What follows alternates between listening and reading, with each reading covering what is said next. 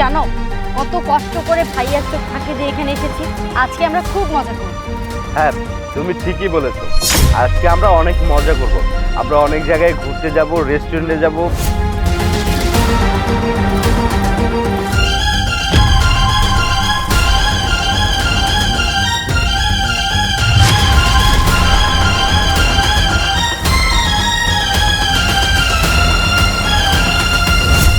রাসেল, তোমার ফোনটা কিন্তু অনেক সুন্দর হয়েছে, নাও।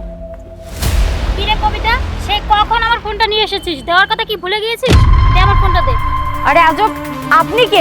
আপনাকে তো আমি চিনি না, কিসের ফোন দেব? তুই এসব কি বলছিস? তুই আমাকে চিনিস না? আমার ফোনটা যে নিয়ে আসলি ভুলে গিয়েছিস? আরে আপনি কিসব উল্টাপাল্টা কথা বলছেন? আপনি কে? আপনাকে তো আমি চিনি না, কিসের ফোন দিব আপনাকে? আরে তুই কি বলছিস? তখন আমার কাছ থেকে তুই আইফোনটা নিয়ে আসলি না, বললি তো দোস্ত আমি কিছু ছবি তুলবো। তো ছবি তোলা তো এখন হয়ে গেছে, ফোনটা দে। ও আচ্ছা, বুঝতে পেরেছি। যখন ফোনটা নিয়ে এসেছিলি তখন তো তোর কাছে খুব ভালো ছিলাম, আর এখন খারাপ হয়ে গেছে, তাই না? উপকার করা হয়ে গেছে আর এখন খারাপ হয়ে গেছে। এই দে আমার ফোনটা দে। আর তুই কি বললি? তুই আমাকে চিনিস না? এই, এত কথা শুনতে চাই না, দে আমার ফোন দে। আরে আপনি কি সব উল্টাপাল্টা কথা বলছেন? আমি তো কিছুই বুঝতে পারছি না। আর কিসের আইফোন? এই দেখুন, এই যে আইফোনটা দেখছেন, এটা হচ্ছে আমার ভাইয়া আমার বার্থডেতে গিফট করেছিল। কিন্তু আপনার আইফোন কোথা থেকে আসলো? আরে আপু, আপনি কি সব উল্টাপাল্টা কথা বলছেন? ও তো বলছে যে আপনাকে চেনে না, আর আপনি কিসের ফোনের কথা বলছেন? দেখুন, আপনি এখান থেকে জানতো। শুনুন ভাইয়া, আপনার যদি বিশ্বাস না হয় আপনি ফোনটা চেক করুন, তাহলেই বুঝতে পারবেন। কারণ ফোনের ভিতরে আমার অনেকগুলো পিকচার আছে। কবিতা, দেখি ফোনটা।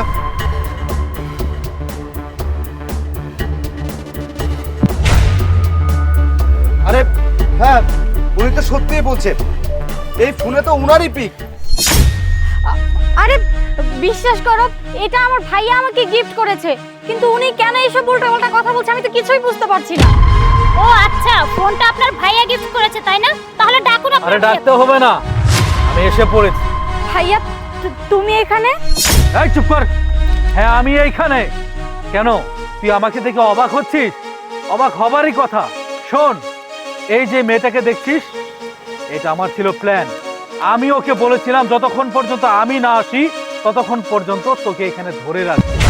এই মেয়েটার ফোনে যে ছবিটা দেখেছিস, সেটাও আমারই প্ল্যান করা ছবি, তোকে দেখানোর জন্য। কি হ্যাঁ, তুই নিজেকে খুব চালাক মনে করিস?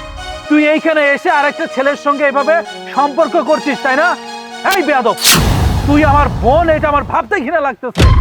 এই, তুই আমার বোন, তুই হয়তো এটা বলে গেছিস তুই আমার ছোট বোন, আমি তোর বড় ভাই। তুই যদি চলিস ডালে ডালে, আমি চলি পাতায় পাতায়, বুঝতে পেরেছিস? বলটা কিভাবে করতে পারি? এই, তোকে আমি এই শিক্ষা দিয়ে বড় করেছি। ঠিক, আমার তো ভাবতেও ঘৃণা লাগতেছে যে কিনা আমার বোন হয়ে কলেজ ফাঁকি দিয়ে এখানে এসে প্রেম করছে। এই এই বেয়াদব, তুই এটা কিভাবে করতে পারলি বলতো? তোর জন্য আমি কি কম করেছি রে? কম করেছি? হ্যাঁ, সেই ছোটবেলা থেকে তোকে আমি কোলে পিঠে করে মানুষ করেছি। আমার বাবা মা মারা যাওয়ার পর থেকে তোর যত দায়িত্ব ছিল সবকিছু আমি নিয়েছি। এত কষ্ট করে পরিশ্রম করে তোকে আমি লেখাপড়া শিখে এত বড় করেছি এই দিন দেখার জন্য, এই সমস্ত করার জন্য। তুই কিনা কলেজ ফাঁকি দিয়ে এখানে এসে আরেকটা ছেলের সঙ্গে পছন্দ করছিস। বেয়াদব কোথাকার। এই, তোকে তো আমি মজা বোঝাবো বাসায় নিয়ে গিয়ে। আরে এই ছেলে, কি হ্যাঁ, তোমারই বা কেমন চরিত্র, কেমন স্বভাব? তোমার বাবা মা কি কখনো তোমাকে পারিবারিক শিক্ষা দেয়নি এইভাবে ওপেন রোডের মধ্যে একটা মেয়ের সাথে রিলেশন করো? এই কি হ্যাঁ, তুমি এই সমস্ত শিক্ষা নিয়ে বড় হয়েছো, তাই না? খবরদার বলে দিলাম, ভবিষ্যতে আমার বোনের আশেপাশে যেন তোকে আর না দেখি, কথাটা মনে রাখি। জায়গা থেকে সব। আর হ্যাঁ, তুইও চল, তোকেও গিয়ে মজা দেখাচ্ছি। আজকের পর থেকে না তোর বাড়ির বাইরে বেরোনো বললো। চল ভাইয়া, ভাইয়া,